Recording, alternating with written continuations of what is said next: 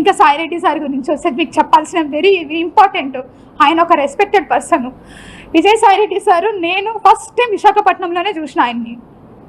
నాకు చిన్నప్పటి నుంచి ఒక సర్పంచ్ కూడా తెలీదు.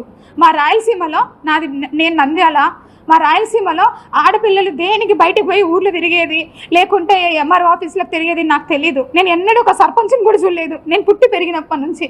ఒక్కసారిగా ఒక ఎంపీ గారు నాకు పరిచయం అయ్యేసరికి అబ్బా ఇలా ఉంటుంది.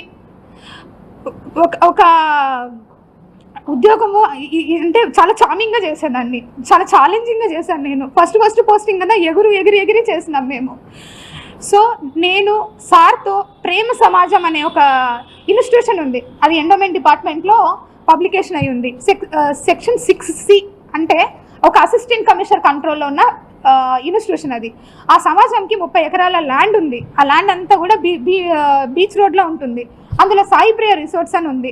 ఆ రిసార్ట్స్ వాళ్ళు 30 ఎకరాల భూమిని వాళ్ళొక్కరే ఎంజాయ్ చేస్తూ చాలా తక్కువ అమౌంట్ నాకు గుర్తులేదు, అప్ టు 5 lakhs లోపే ఉంది. చాలా తక్కువ అమౌంట్ని వాళ్ళు పే చేస్తూ ఉన్నారు.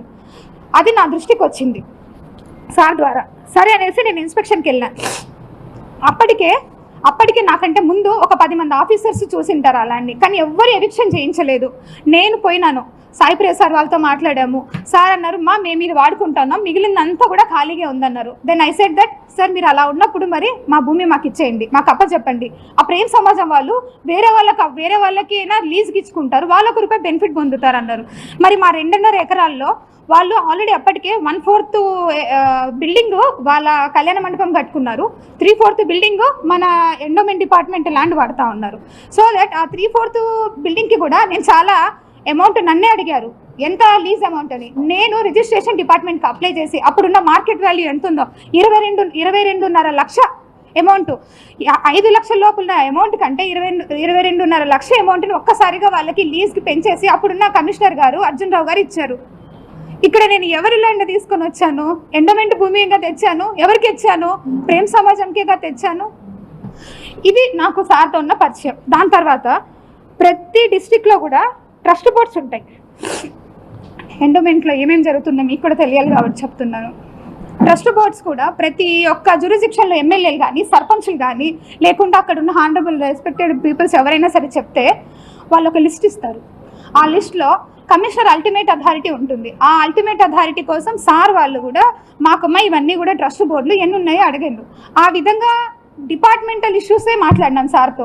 నేను ఎక్కడ కూడా నా పర్సనల్ ఇష్యూ ఒక్కటి కూడా చేయించుకోలేదు. ఎవరైనా ఉంటే కూడా అలాంటివి ఉన్నా మీరు నాకు అడగండి, నేను చెప్తాను. ఈ విధంగా పరిచయమైన వ్యక్తి, ఆయన వయసు ఏంది, నా వయసు ఇప్పుడు 35 ఏళ్ళు, ఆయన వయసు 68 ఏళ్ళు. ఎట్లా ఇది ఎట్లా మాట్లాడతారు మీరు? అంటే ఏ ఆఫీసరు ఏ ఎమ్మెల్యేతో మాట్లాడద్దా? ఏ మినిస్టర్తో మాట్లాడద్దా? ఏ ఆఫీసర్లు మాట్లాడద్దా? ఇప్పుడు నేను మీతో మాట్లాడుతున్నాను, ఇంత మాత్రాన్ని మీకు నాకు ఏమైనా రిలేషన్ ఉన్నట్ట? ఒక ఆడపిల్ల మాట్లాడకూడదా? అంత పెద్ద అయినంత మీరు మాట్లాడేటప్పుడు కనీసం నేను ఇక్కడే ఉన్నానుగా, సస్పెన్షన్ పీరియడ్లో ఊరు దాటకూడదని నాకు ఇచ్చారు ఆర్డరు.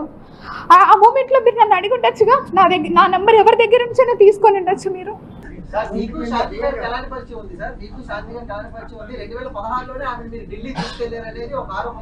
నీకు నీ పేరేంది?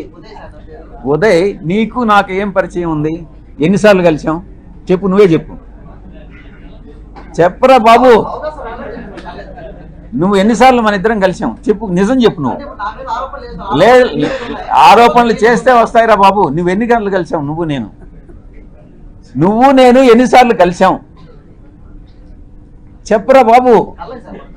మనం కలవలేదు కదా, ఇప్పుడు కలిసాం కదా, ఇంక 2 సార్లు కలుస్తాం కదా, 4వ సారి ఆరోపణలు చేస్తాం మన ఇద్దరం గే అని చెప్పి ఎవడన్నా అంటే ఏం చేస్తారా బాబు?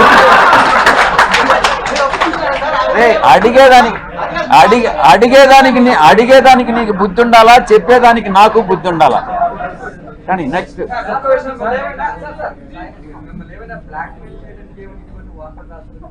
వాడిని అడుగు, వంశీకృష్ణ గారిని అడుగు, చెప్తాడు. నిజాలు ఏందనేది వంశీకృష్ణ గారిని అడుగు. నేను వాడిని పార్లమెంట్కి ఈడుస్తా, ప్రివిలేజ్ కమిటీకి ఈడుస్తా, వాడి మీద కేసులు పెడతా. ప్రతి క్షణం సాయిరెడ్డి అనే వాడిని నేను ఎందుకు కలిపెట్టానా అని జీవితంలో వాడు పశ్చాత్తాపడేటట్టు చేస్తాను అని నేను మీ అందరి ముందు చెప్తాను. వాడెవడో నాకు వంశీ అననే వాడెవడో నాకు తెలియదు. నేను ఇంతవరకు వాడిని కలవలేదు. వాడిని కలవాలనే ఉద్దేశం నాకు లేదు. నా మీద ఆరోపణలు చేశాడు.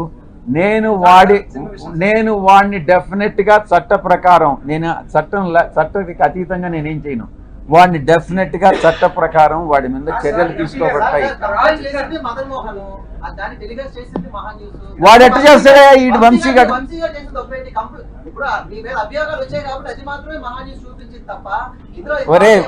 ఒరే ఉదయ్, నేను గే అంటాను, నువ్వేమంటావురా చెప్పు?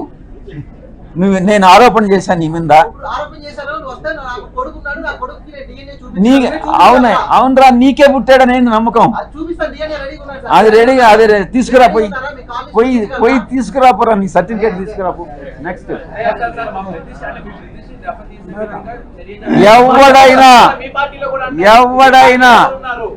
ఎవరైనా మా పార్టీకి చెందిన వాళ్ళైనా, తెలుగుదేశంకి చెందిన వాళ్ళైనా, జనసేనకి చెందిన వాళ్ళైనా, జర్నలిస్టులైనా ఎవరైనా నా ప్రతిష్టకి దెబ్బతీసే విధంగా ప్రవర్తిస్తే వదిలే ప్రసక్తే లేదు అని నేను మీకు సభాముఖంగా చెప్తా ఉన్నా.